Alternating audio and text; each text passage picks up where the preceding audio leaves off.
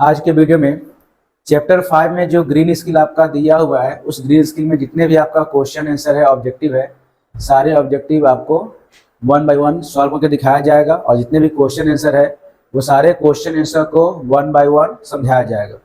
इस चैप्टर में आपको जो आप साइंस में पढ़ते हैं, एसएसटी में पढ़ते हैं, वही सब आपका टॉपिक इसमें दिया हुआ है। उस टॉपिक को वन बाय वन समझेंगे और लिखने का, समझने का कोशिश करेंगे। तो चैप्टर आप शुरू करेंगे। आपका पहला क्वेश्चन है चूज द करेक्ट आंसर। इसमें आपको क्या है कि जो आपका करेक्ट ऑप्शन होगा उसको चूज करेंगे। पहला आपका हो गया what are the benefits of wildlife. Wildlife का क्या बेनिफिट्स होता है? तो आपका हो जाएगा ecological balance and energy conservation, यानी इकोलॉजिकल बैलेंस और एनर्जी को कंजर्व करने में हमारा जो वाइल्ड लाइफ जो है वो बहुत ही इंपॉर्टेंट है। ठीक है, इसका सही से हो जाएगा ये। What is the process of using less energy overall and taking action to do so called? आपका क्या हो जाएगा? कंजर्वेशन, यानी सेकंड का आंसर जो होगा वो कंजर्वेशन हो जाएगा। Third, what sector includes the transformation of natural resource into primary product? आपका हो जाएगा आंसर फर्स्ट में जाएगा टू कंस्ट्रक्ट कंप्लीट और semi closed energy and nutrient cycle. ठीक है। Fourth number, What are some of the natural resource that human depend on? आपका सही आंसर हो जाएगा ऑल ऑफ द अबव, यानी यहाँ हो जाएगा एयर, वाटर एंड मिनरल्स, ये भी आपका सही है। प्लांट्स एंड एनिमल्स, ये भी आपका सही है। कोल एंड ऑयल, ये भी आपका सही है। और लास्ट आपका ये सब सही है, इसका मतलब आपका हो जाएगा all of the above. Next आपका हो गया What are two of the major effects that people have on aquatic system? तो आपका एक्यूरेट आंसर हो जाएगा excessive nutrients inputs and increased greenhouse gas emissions. Okay. Sixth number, what are the two types of creature that obtain nourishment from plants? आपका हो जाएगा herbivorous and omnivorous. ठीक है। अगला आपका हो जाएगा question 7 number, what types of resources that can be replenished? आपका हो जाएगा renewable resource। 8 number, What is the primary source of plant nourishment for human? The correct answer is agriculture. Okay. Question 9.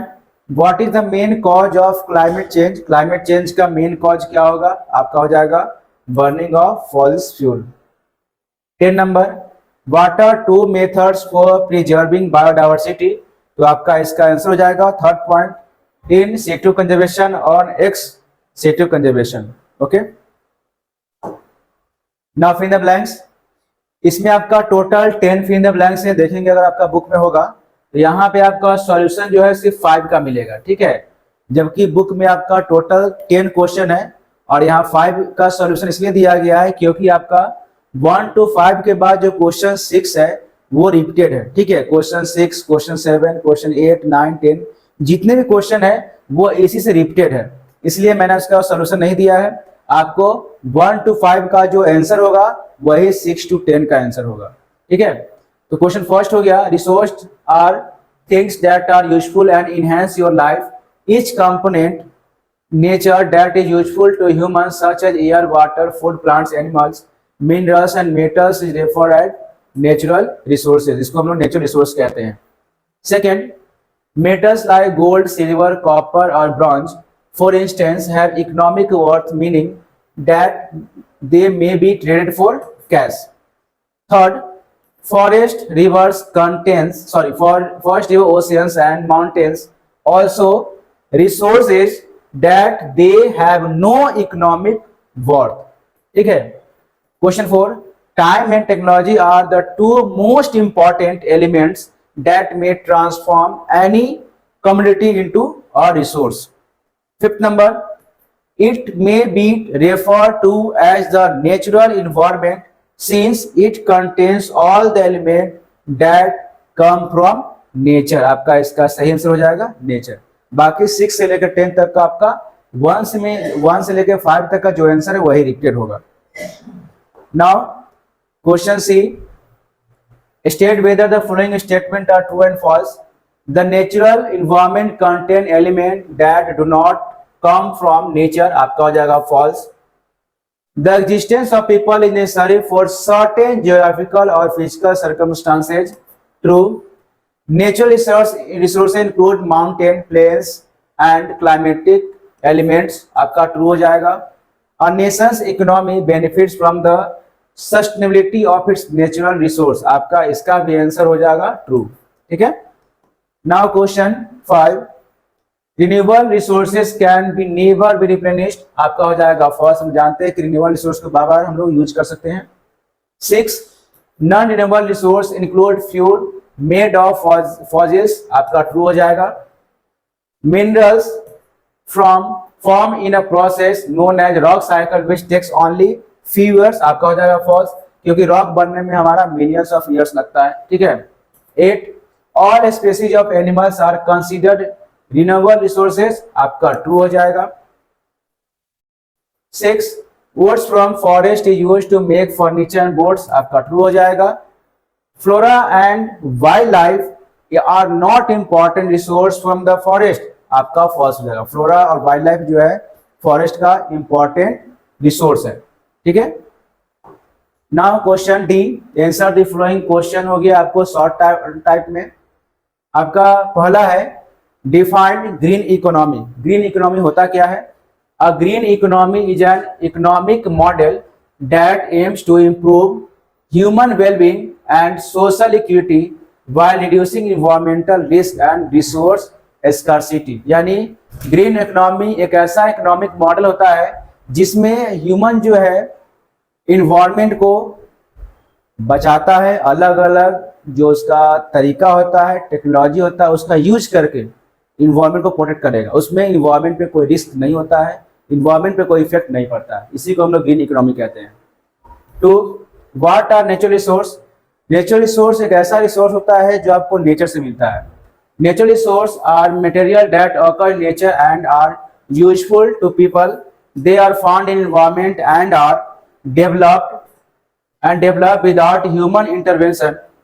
Example में आपका हो जाएगा air, light, water, plants, animals, जो भी आपको नेचर से मिलता है वो सारे आपको नेचुरल रिसोर्स के अकॉर्डिंग आता है। Now next question,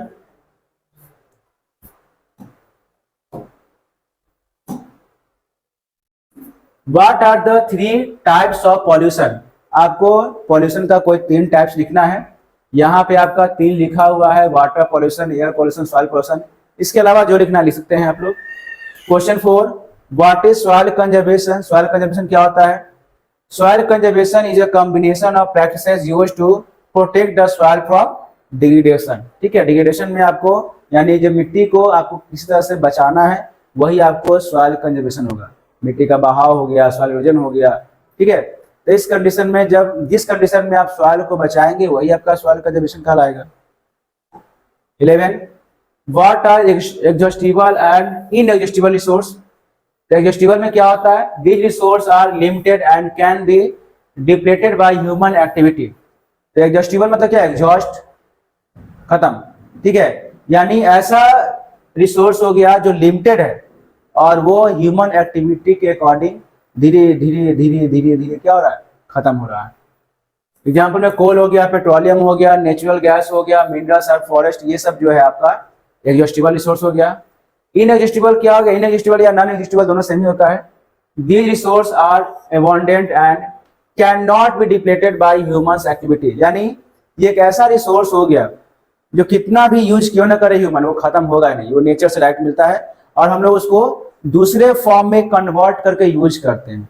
solar energy हो गया, सोलर एनर्जी को अदर फॉर्म में केमिकल एनर्जी में उसको बैटरी में स्टोर करके हम लोग उसको यूज करते रहते हैं। तो सोलर एनर्जी हमेशा आएगा, जब तक आएगा तब तक हम उसको यूज करते रहेंगे।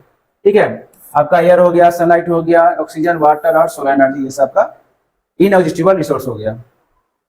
Question 6, what do you understand by the relationship between society and the environment? Society और एनवायरमेंट में क्या रिलेशनशिप है? ठीक है, दोनों कैसे एक दूसरे पे आश्रित है। Society interact with the environment and changes it at the same time. The interaction of the society with the environment sometimes affect the ecological balance in the environment. With the increase in population and economic activity, people interference with the nature has started destroying the environment. देखिए, society जो है हमारे environment से related कैसे हो गया? यह हमारा इन्वायरमेंट सोसाइटी रिलेटेड कैसे हो गया?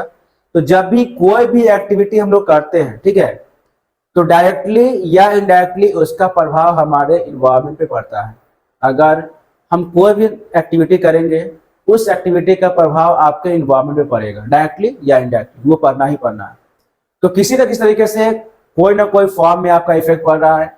पॉपुलेशन बढ़ रहा है तो उसका इफेक्ट इन्वायरमेंट पे हो रहा है, आपका पॉल्यूशन बढ़ रहा है तो उसका इफेक्ट इन्वायरमेंट पे हो रहा है, ठीक है, क्राउडिंग हो रहा है तो उसका इफेक्ट इन्वायरमेंट पे हो रहा है। तो हर फॉर्म में किसी न किसी तरीके से इन्वायरमेंट पे आपका इफेक्ट पड़ेगा ही।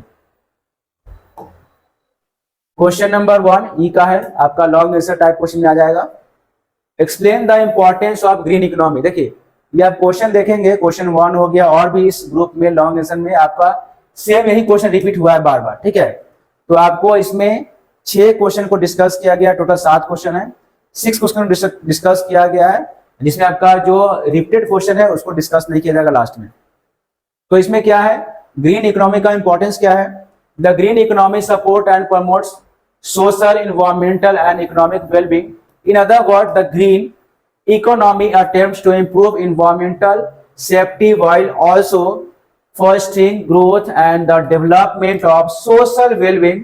It is an initiative that prioritizes lowering the danger of poverty and pursue sustainable economic growth. ठीक है, यानी ग्रीन इकोनॉमी जो है हमारे लिए क्यों इंपॉर्टेंट है? क्योंकि ग्रीन इकोनॉमी जो है वो हमें सपोर्ट करता है। किस तरीके से?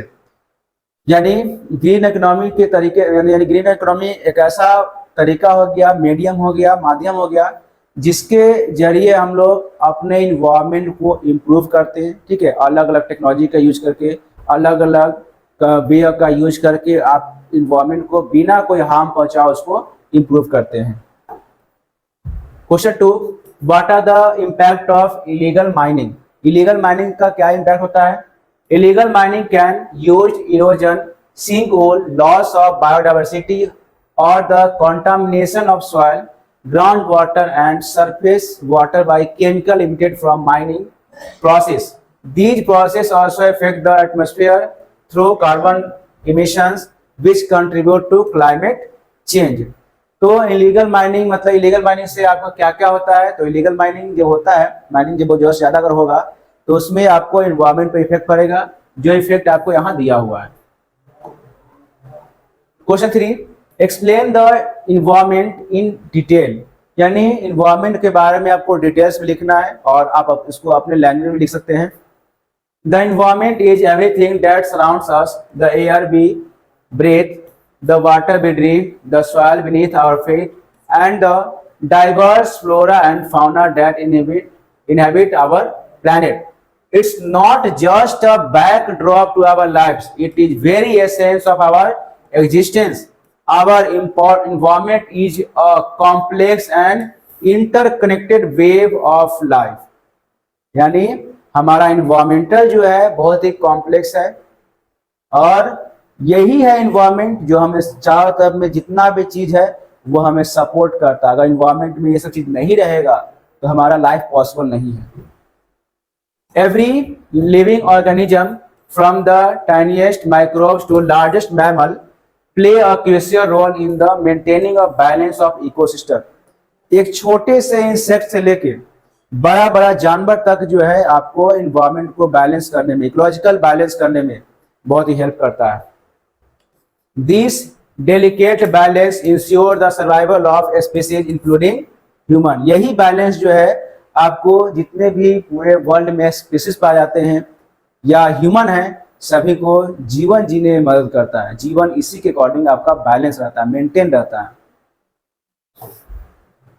Question 4, explain the green economy and its important. Question 1 जैसा था वैसे क्वेश्चन 4 हो गया। A green economy signify an economic plan mean to reduce environmental risk and natural danger. At its foundation, it supports healthy growth while protecting the earth from degradation. The importance of green economy lies in its potential to address environmental challenge, creates new job opportunity, promotes innovation and ensure more sustainable future. तो ये आपका हो गया green economy क्या होता है, उसका importance क्या है, ये है। ठीक है। नाउ क्वेश्चन 5, राइट सम सॉइल कंजर्वेशन टेक्निक। यहाँ पे आपको सॉइल कंजर्वेशन को सॉइल को बचाने का कुछ टेक्निक लिखना है, कंजर्वेशन का टेक्निक लिखना है। यहाँ पे आपको कुछ दिया हुआ है, crop rotation, counter flowing, improving agriculture practice. इसमें कोई इसके अलावा जो आपको आता है उसको आप लिख सकते हैं। ठीक है, ये आपका हो जाएगा। It involves growing different variety of crops on same geographical field over a period of climate period and replacing with other over a period of time in same sequence. Counter plowing क्या होता है? Counter plowing is the practice of plowing and planting along a slope of geographical area followed by its elevation contour lines.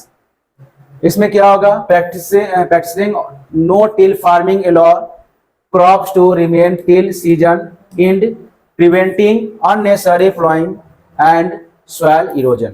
Okay, ये आपका हो गया soil conservation technique. Question 6, what does the term natural resource conservation mean? यानी natural resource conservation का मतलब होता क्या है, संरक्षण का मतलब क्या होता है? Earth natural resource include air, water, soil, mineral, fuels, plants and animals. Conservation is the practice of caring for these resources so all living things can benefit from them now and in future. All the things we need to survive, such as food, water, air and shelter, come from the natural resources. ये सारे चीज जो है आपको nature से ही मिलता है। अगर नेचर में सब कुछ है तो हम लोग हैं, अगर नेचर ही नहीं रहेगा तो हम लोग कहाँ सर्वाइव करेंगे? नेचर का रिसोर्स नहीं रहेगा तो हम लोग कहाँ सर्वाइव करेंगे? इसलिए नेचर में जो भी आपका रिसोर्स है उसको कंजर्व करना है।